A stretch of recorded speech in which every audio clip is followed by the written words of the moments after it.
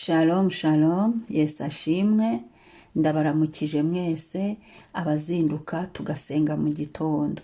Buri wese n'igihugu aherereyemo, shalom ndabashuhuje. Muri kumwe nanjye, Mame Benezeri, karibu dusenge. Zaburi ya 84, umurongo wa 5 kugera ku wa 6. Zaburi ya 84, umurongo wa 5 kugera ku wa 6 aravuga ngo hahirwa ababa mu nzu yawe babasha kugushima ubudasiba. Hahirwa umuntu ugufitemo imbaraga. Hahirwa abafite mu mitima inzira z'igisiyoni. Amen. Haleluya. Hahirwa ababa mu nzu yawe. Yewe iki gitondo urahiriwe niba uri mu Mana, niba uri muri Yesu, niba Yesu muziranye, niba Yesu muri kumwe, niba Data muri kumwe, umwuka wera akaba atuye muri wowe. Urahiriwe, uri umuhirwe. Umva undi munyamahirwe wa kabiri muri iki gitondo ni amahirwe gusa. Babasha kugushima ubudasiba. Bantu bashima Imana, bantu muzinduka gushima Imana, bantu mufata umwanya mugatekereza ku Mana mukayishima, bantu mwibuka iby'Imana yakoze, bantu muramya Imana mugashima, bantu muzirikana gushima Imana ubudasiba. Muri buri sezo yose ugashima Imana, muri bihe byose ugashima Imana, byemeye bitemeye ugashima Imana ubudasiba. Bango ni ibihe byose. Abo murahirwa n'undi munyamahirwe. Umva undi munyamahirwe wa 3 iki gitondo. Hahirwa umuntu ugufitemo imbaraga. Ni ukuvuga ni wa muntu we wemeye akabona imbaraga ze ntazo, ahubwo akavuga ngo imbaraga z'Imana bazo zikorera muri we. Akareba akisuzuma agasanga we ni umuntu buntu, akisunga imbaraga z'Imana, akabona ko we ntacyo yakishoboza, hanyuma agasanga byose ni imbaraga z'Imana. Uwo muntu ufite imbaraga mu Mana niwe nawe arahirwa. Ngo hahirwa umuntu ugufitemo imbaraga. Haleluya. Ni ukuvuga ngo uyu muntu si ukora, ahubwo hakora imbaraga Imana yamuhaye. Imbaraga z'Imana nizo zimubashisha, nizo zimushoboza. Bibiliya iravuga ngo ushobozwa byose na Kristo umpa imbaraga. Ntago aba akigenga, abagengwa n'Imana. Ngo hahirwa undi munyamahirwe wa 4 w'iki gitondo, ngo hahirwa abafite mu mitima inzira z'igisiyoni. Mwaramutse iki gitondo ni umunyamahirwe. Turamwumvishije abanyamahirwe 4. Ese uhagaze? Andika muri commentaire aho hasi umbwire wowe uri mu baba mu nzu y'Imana. Imana iri muri wowe. Imana hari ubuturo ifite muri wowe. Wahirwa baba mu nzu yawe Mana. Haleluya. Babasha kugushima.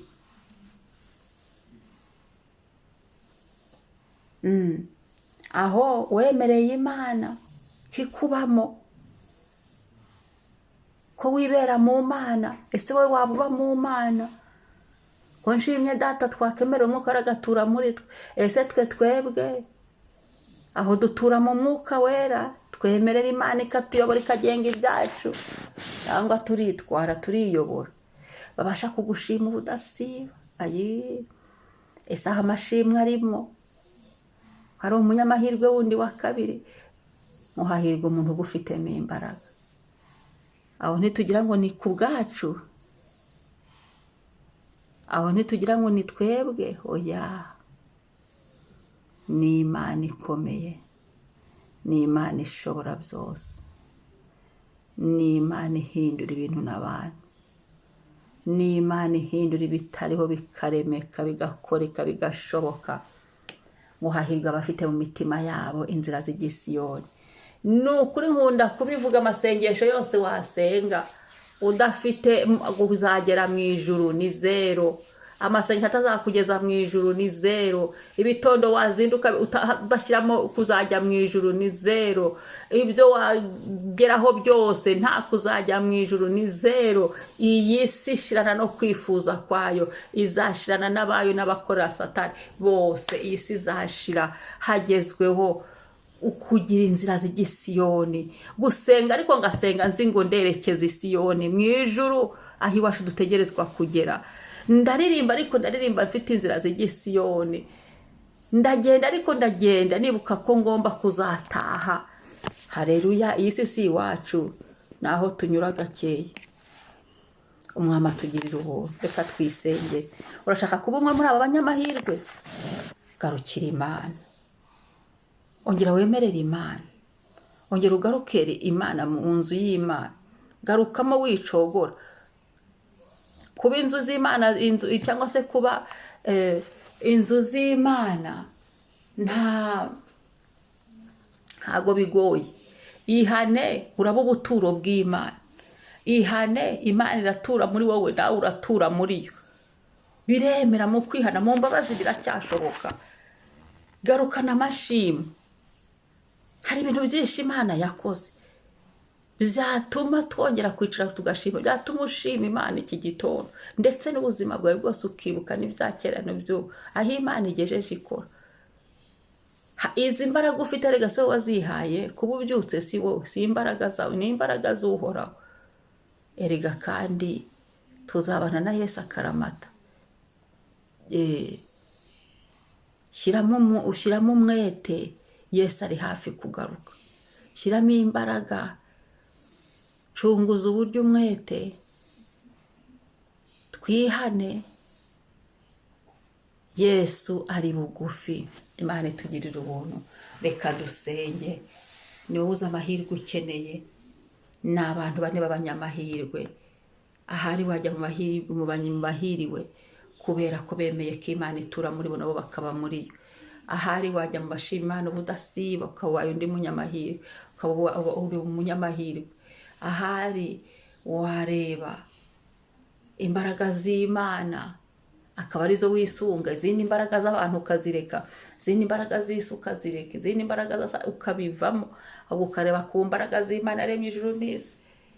Ahasigaye ukagenda utunganya iby'urugendo rwawe, ukazasohora y'amahoro nk'inzira z'igisiyoni, ukazasohora isiyoni amahoro, ukazasohora muri Yerusalemu nshya amahoro, ukazasohora kwa shobuja, kwa papa wawe, kwa data amahoro. Shimwa Mwami, himbazwa Mwami. Ndasenze Mwami Yesu, mu mbaraga z'amaraso yawe duhagaze imbere yawe, turagushima Mwami. Kubyuka ni wowe, guhagarara ni wowe. Niyo mpamvu tugushima buri gitondo. Ijambo ryawe ryavuze ngo tugushima ubudasiba. Muri iki gitondo umunsi wacu tuwutangiye tugushima. Turirebye dusanga atari imbaraga zacu zatubyukije, turirebye dusanga atari twebwe twabyikoreye, ahubwo ni wowe wavuze ngo byemere papa biremera, data wavuze ngo nibikunde birakunda, wavuze ngo nibishoboke birashoboka. Haleluya, haleluya, haleluya, haleluya. Wowe rubasha, wowe rubasha. Byemeye turiho kandi turagushimira. Turagushimira ko twongeye kubaho, turagushimira ko uvuze ngo tukabaho, turagushimira ko utegetse tukabaho, turagushimira ko tubyutse tugasanga turiho, turagushimira ko dushubije mu mwuka duhumeka tukaba turiho, turagushimiye ko twemereye kuvuga kuko turiho. Turagushimiye Mana ko twemereye kubaho. Haleluya. Himbazwa Yesu, himbazwa Gitare, himbazwa Mucunguzi, himbazwa Mwami mwiza, himbazwa Mana. Icyubahiro n'ikuzo bibi byawe. Izina ryawe nirishimwe, izina ryawe nirihimbazwe. Haleluya, haleluya. Ndasabye Mwami ngo uyu munsi udusukire imbaraga, ugumye usuka imbaraga mu bugingo, usuka imbaraga z'umubiri tubashe gukora akazi waduhaye. Buri wese n'ibyarimo udusukira imbaraga dukomere, udusukira imbaraga Mwami z'umutima. Haleluya. kandi turasenze mwami ngo ntiturangare, ngo tumere nk'abakobwa b'abapapa, ngo tumenye ko umukwe ari hafi kugaruka, maze ducunguze uburyo umwete. Urakoze papa, ndagushimiye uyu munsi uganze, turambitse mu buntu bwawe. Uyu munsi amahirwe yacu turayakiriye, guhirwa kwacu wazanye turabyakiriye mwami. Ubuzima bwacu burahiriwe ko twamenye Kristo. Turi abanyamahirwe bakomeye, turi abanyamahirwe ndetse no kurushaho, turi abanyamahirwe. Haleluya, haleluya, ushimwe usingizwe. Turagushimiye kubw'aya mahirwe mwami, turagushimiye byiringiro byacu, turagushimiye mutunzi w'imbabazi. Haleluya, izina ryawe ni ryiza mwami, izina ryawe ni ryiza mwami, izina ryawe ni ryiza mwami, none n'iteka ryose. Amen, amen. Umwami ahimbazwe, umwami asingizwe. Shalom, shalom. Umunsi mwiza.